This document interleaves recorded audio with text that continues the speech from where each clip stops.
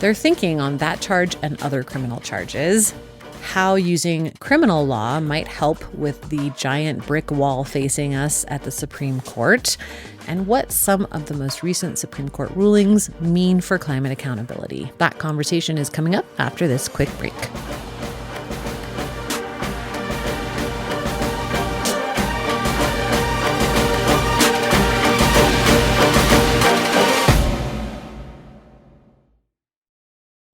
This episode is brought to you by LifeLock. Between two-factor authentication, strong passwords, and a VPN, you try to be in control of how your info is protected. But many other places also have it, and they might not be as careful. That's why LifeLock monitors hundreds of millions of data points a second for threats. If your identity is stolen, they'll fix it, guaranteed, or your money back. Save up to 40% your first year. Visit lifelock.com/podcast for 40% off. Terms apply. Hi, this is Joe from Vanta. In today's digital world, compliance regulations are changing constantly, and earning customer trust has never mattered more. Vanta helps companies get compliant fast and stay secure with the most advanced AI, automation, and continuous monitoring out there. So whether you're a startup going for your first SOC 2 or ISO 27001, or a growing enterprise managing vendor risk, Vanta makes it quick, easy, and scalable. And I'm not just saying that because I work here. Get started at vanta.com. So I want to talk about the homicide stuff first and just have you tell me when you started looking at the viability of could this actually be a homicide charge against these companies, and what started you off thinking in that direction? The work that Public Citizen, my organization, is doing on this really comes from a place of just knowing that we're in 5-alarm fire mode, right? We're in, throw everything at the wall mode. We need to be exploring every possible solution, every possible tool that we have for protecting folks from climate harms, for holding the actors responsible for this crisis accountable. And there's this whole big part of the law, a really important, powerful part, the criminal law, that I think has not really been brought to bear on this crisis. Again, we're getting to a point where the harms are really clear, right? The injuries, the deaths that we're seeing, it's getting harder and harder to ignore. And when you have people dying and you have particular individuals, particular corporate actors who have recklessly acted in ways that have caused or contributed to those harms, we have a word for that, and it's homicide. We're looking, to be clear, actually, at a number of possible criminal offenses that we think these companies, big oil, could potentially be charged with, though homicide is the most high profile and just, I think, important and severe given the stakes. And I think that this work becomes even more important considering the larger context. I guess we'll probably talk about the Supreme Court term later on in this conversation. But a lot of our tools are getting taken away or whittled away. And I think we all know that the criminal law in this country has for a long time, maybe always, been disproportionately targeted against poor people, people of color. But ostensibly, what it's supposed to be about protecting us from harm, right? Keeping us safe from dangerous actors that would do harm in our communities. And so the question we've been asking is, what if we use this system to actually protect us from harm, to actually protect us from the corporate actors that right now are doing damage at an almost unimaginable scale? Could you actually run through the list of potential criminal offenses that you're looking at? Yeah, absolutely. So as far as the sort of range of criminal offenses that we're looking at, that we're in conversations with prosecutors of various sorts about, there's offenses like reckless endangerment. So most states have some sort of reckless endangerment statute that says if you engage in reckless conduct that creates a substantial and unjustifiable risk of injuring or killing someone, then you have committed that crime. Similarly, some states, 5 or 6 states, actually have, it's kind of perfectly suited to what we're seeing, make it a crime to cause or risk catastrophe, which is, it's sort of similar, but at a larger scale to reckless endangerment. And it's kind of hard to imagine a more apt description of what big oil has done than caused or risked catastrophe. There's conspiracy and racketeering, which can be a component of a lot of different prosecutions. There's obviously fraud, and there could be civil fraud, but there's also criminal fraud in many states based on what they said versus what they knew. There's some antitrust statutes have criminal components, and we think, anti-competitive practice is a pretty good way of describing engaging in massive fraud and cover-up, specifically in order to keep potential competitors, i.e. renewable energy sources, out of the market. So that just kind of gives you an idea. There is a range. But having said that, I do think that homicide really does get at a lot of the moral corruption of what big oil has done. And you think about the kind of incidents and the kind of people that we do charge with homicide in this country. My wife's a public defender, so I hear stories every day. She had a client earlier this year who was driving in her car totally soberly with her fiance and got in a crash, and she was badly injured. Her fiance was killed. So her life's like already ruined.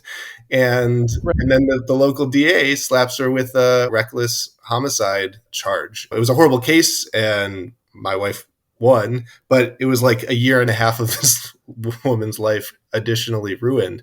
The point is, like, we charge a lot of folks with homicide for conduct that is orders of magnitude less culpable and less harmful and disastrous than what big oil has knowingly done.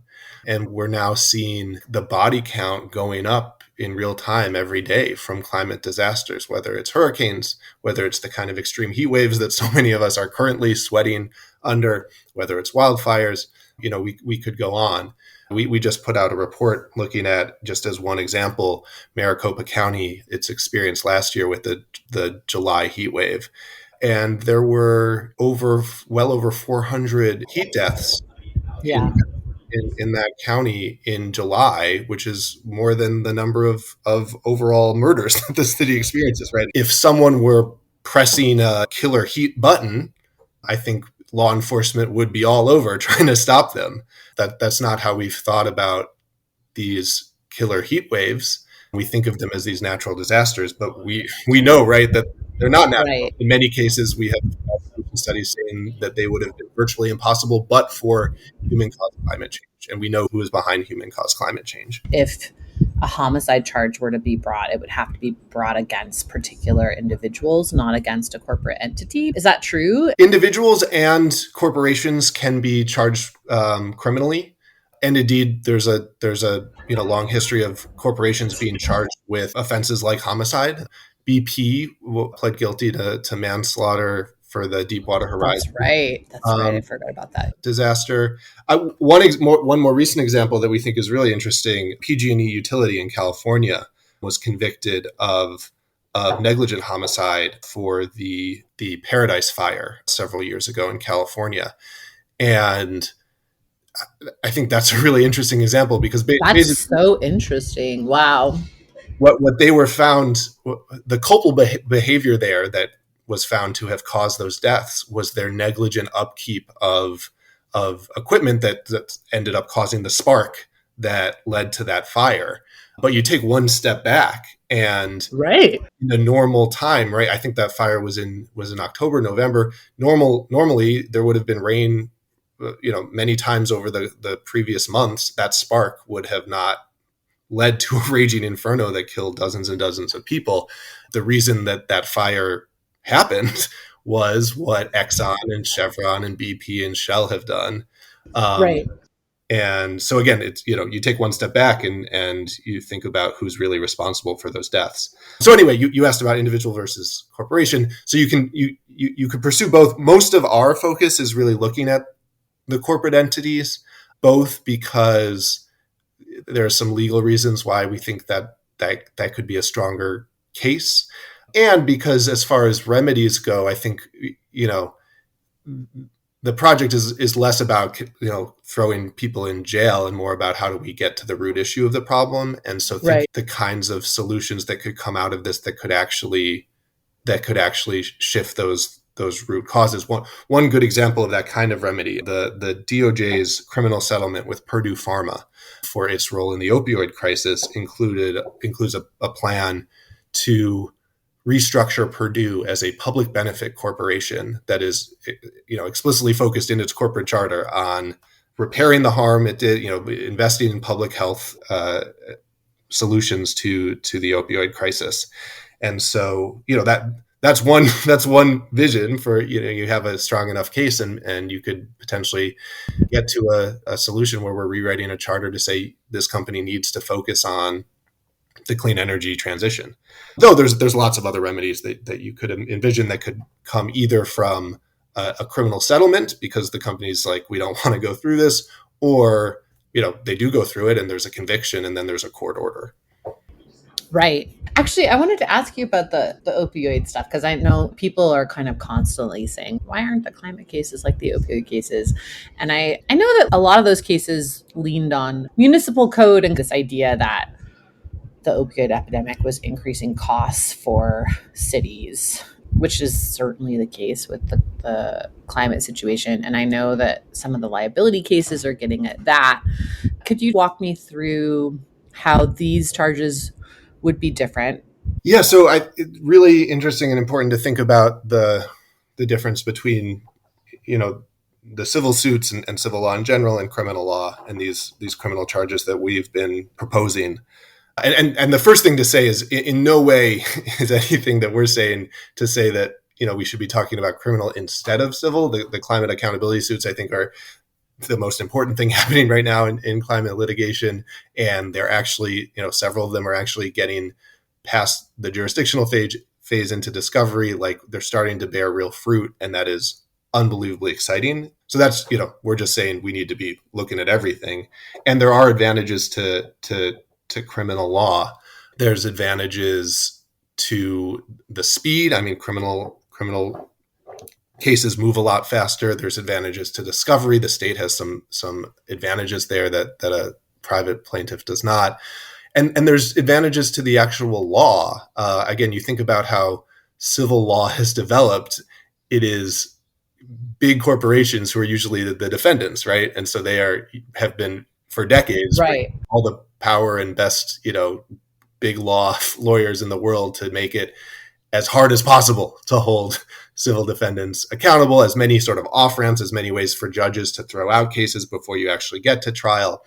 On the criminal side, you think about who's developed the law, right? It's overwhelmingly poor people, people who, I mean, again, my wife's a public defender, some great representation, but it's not people who have had the capacity to do that same kind of work. And so in a lot of ways, I mean, there's more deference to the judge in a criminal trial generally. It's harder to throw something out before you actually get to trial. And I think we saw in the Trump trial, there can be something really powerful about putting these questions in front of a group of 12 regular people who are tasked with making a common sense decision based on what they think is fair and just about, is it right to hold this person or actor responsible for this harm? There's a lot of systems that protect the rich and powerful and corporations in this country from accountability for the horrible things they do. And there's a lot of ways in which that process that I just described cuts through a lot of those systems. What would you have to prove? What evidence would you have to bring to the table? We just partnered with a former DOJ prosecutor. Her name's Cindy Cho. She's spent her career doing these kinds of complex prosecutions. And we partnered with her to do what's called a pros memo or a prosecution memo. It's basically the exercise a prosecutor does when they're deciding, is there enough evidence here to actually pursue a case, looking at a particular climate crisis and the evidence around it and trying to decide, analyze, is there a there? And by the way, the conclusion, and it wasn't just us, again, it was this longtime DOJ prosecutor, was that, yeah, there is enough here. So to prove a homicide charge, basically the two elements in a reckless homicide, in some states it's called manslaughter, sometimes it's called second-degree murder, is one, that the defendant caused a death, so that's the causation piece, and two, that they had the appropriate culpable mental state in their causing of the death. And so that's what sort of grades the level of homicide charge. So from the lowest, negligent homicide, so you acted negligently, that caused a death. The highest is, first degree murder, and that's where you acted with, intent. So we're not arguing that, right? Exxon was not doing what it did in order to kill the dozens of people that have died in this recent round of heat waves. But as far as reckless endangerment, acting recklessly, that's acting with knowledge of the risk, but doing it anyway. Or for a lot of different second-degree murder charges, you need to show that they acted with extreme indifference to human life. Mm-hmm. So those are what we're really looking at. And so, God, I'm just imagining them mounting an insanity defense. So we did in this prosecution memo, we did go through the different defenses that they're likely to raise and sort of analyze the strength of them. Real quickly on those two elements. So on the mental state, on acting either recklessly or with extreme indifference to human life, often in a criminal prosecution, that's the hardest thing to prove because it's hard to sort of get in someone's head. In this situation, that's actually, I think, very doable, right? We have just mountains of evidence in these companies' internal memos showing that they knew exactly, you've reported on this to such wonderful efficacy. They knew exactly what they were doing. They were predicting, to the decimal point of temperature increase. They were talking about disasters. They're talking about sea level rise. They're talking about extreme heat. I was just looking at a report from 1996 that Exxon had really describing exactly in detail the kind of excess deaths from heat extremes that we're seeing right now. So anyway, to show that they knew that there was a risk at the very least, and that they went ahead anyway, we think that's very doable.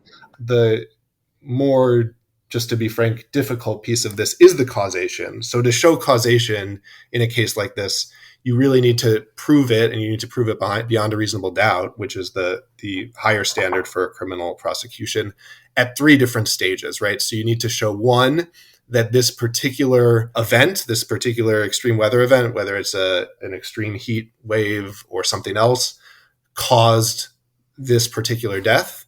And we think that's pretty doable. There's a lot of public departments of health, boards of medical examiners, they will report this was a death due to extreme heat. Then you need to prove that this extreme weather event was caused by climate change. And again, that's the area where the rapidly developing climate attribution science is so important. Climate scientists can now say that this disaster was made X times more likely, was made X times more powerful, or would have been virtually impossible but for climate change. And I think it's particularly interesting in the context of, again, I'm really hot right now. I'm sweating, so thinking a lot about extreme heat. But, in an extreme heat wave, the human body has clear thresholds, right, below which you can survive, and above which you get 1 or 2 degrees above that threshold, and you die.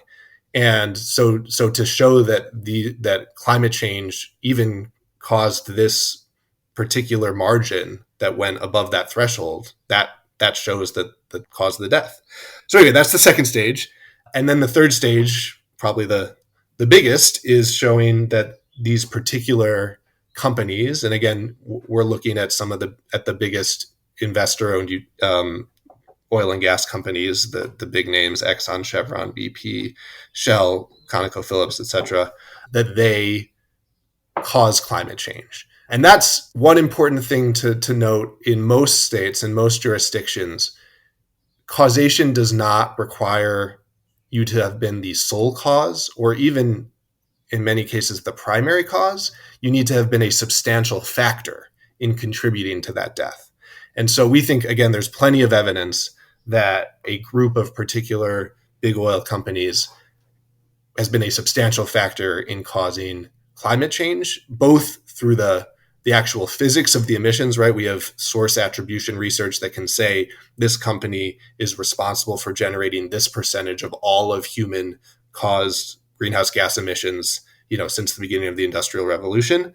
And then also through their climate disinformation and deceit. And we think there's a causative argument there that what these companies did specifically in order to delay or block climate action has meant that climate change is worse, is farther along than it otherwise would have been. So you add those two together, and we think there's a pretty strong argument that these companies substantially contributed to climate change, that climate change, substantially contributed to this weather event, and then that this weather event caused.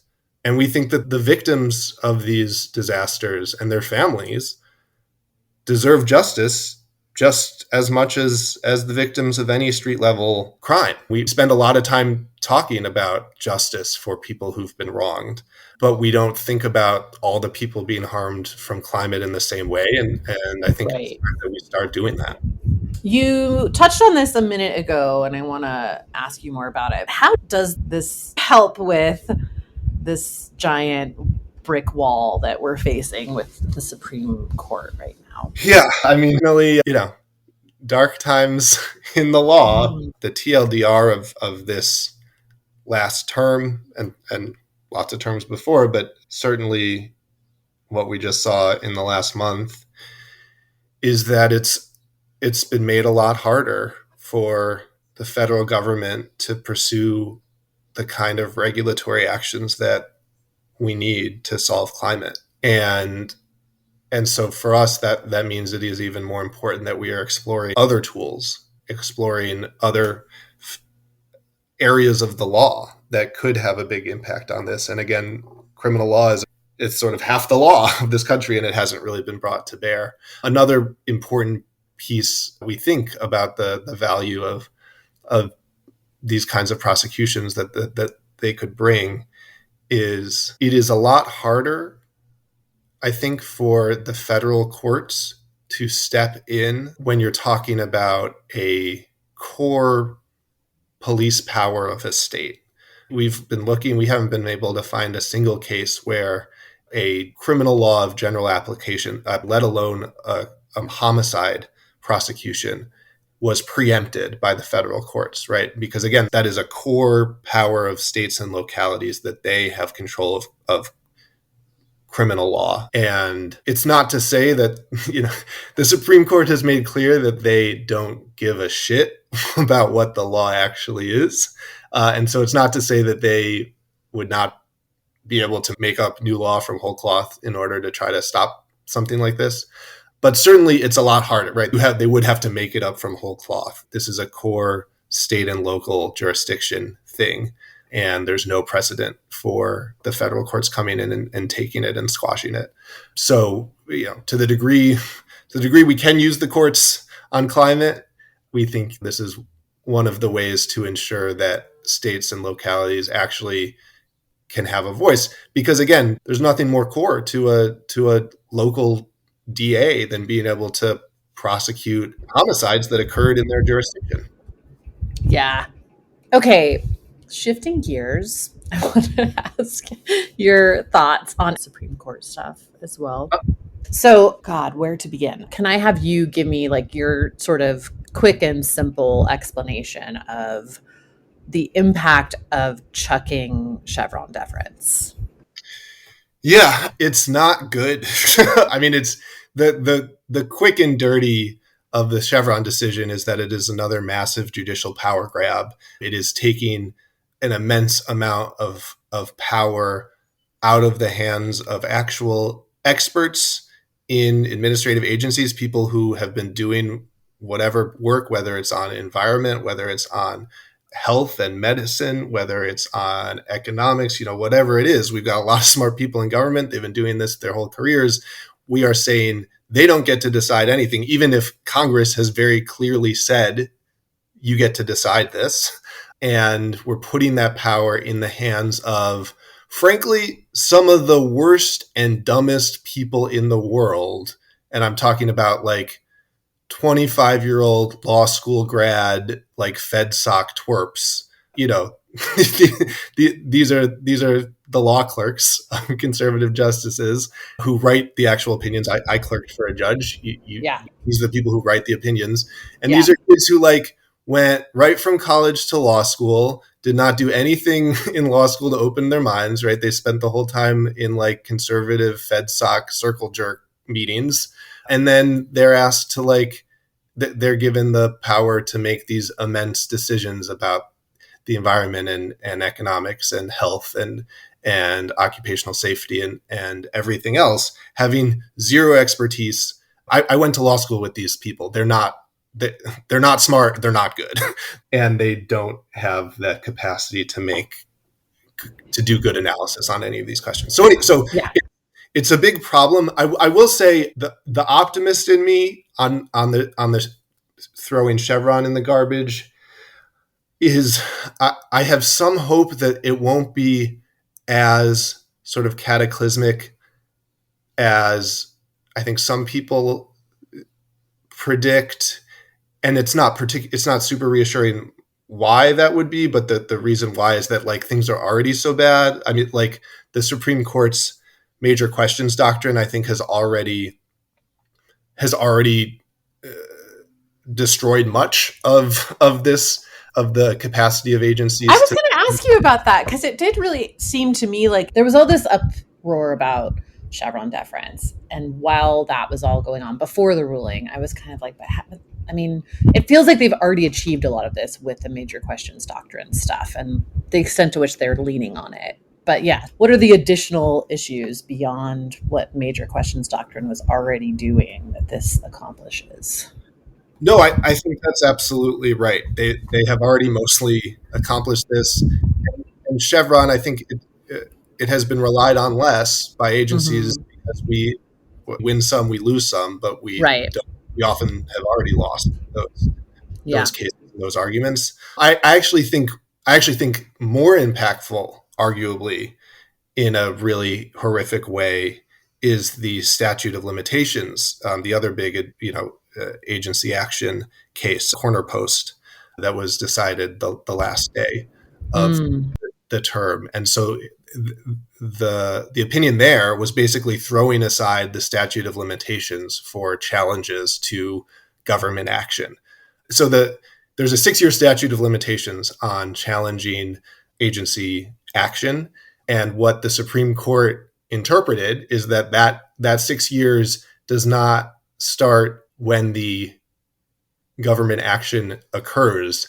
It starts whenever the injury happens. So basically that throws open the door to challenging literally any administrative action at all. So I think the potential for being wildly destabilizing of everything we have that protects our health and our water and our air from that decision is arguably more concerning than Chevron. That's interesting. In terms of what can be done and how all of this dovetails with what's happening around electoral politics right now too, because the Supreme Court and the, likelihood of justices retiring and then being replaced by very young far right justices and all of that is the thing that I'm seeing talked about the most as sort of you have to vote for Biden no matter what because of the Supreme Court. So I'm curious for your thoughts on the packing the court stuff that people talk about when these rulings come out, and then also all of this kind of feeds into what's happening with the election. Well, I think any Democrat who's not serious about court reform, including court expansion, is either blind or, this is existential threat. They just ruled that Donald Trump can literally get away with murder. Yeah, actually, I found that ruling to be so much more shocking than the Chevron deference stuff. And I was like, wow. I feel like this is basically saying we're not a democracy anymore. I don't think you can overreact to it. It is so profoundly terrifying. They literally... Yeah. They literally say, this is a literal question. Can you order SEAL Team 6 to assassinate a rival. And it is pretty clear in that opinion that they are saying you can. Well, and especially getting that in the context of him really ramping up the rhetoric around revenge as part of his goal for re-election is, I don't know, it's very concerning. It's really scary. I think that there are leaders in the Democratic Party on this. I think overall the Democratic Party has completely fallen on its ass on this. Whether it's Biden's refusal to engage in a real way, whether it's Dick Durbin's refusal to act like he's the chair of Senate Judiciary and has actual powers. I mean, the whole idea of constitutional interpretation just being the role of the judiciary is a new idea. Judicial supremacy is a new thing, and we've seen the playbook for how you deal with it. So FDR, he comes in, Great Depression, and he does his first round, the first New Deal, it's called, of programs. And there's a conservative Supreme Court, and they basically bat them all down. They eviscerate them. And FDR does not, like Biden has, go out and say, well, that's not the role for the president. We got to respect what they say.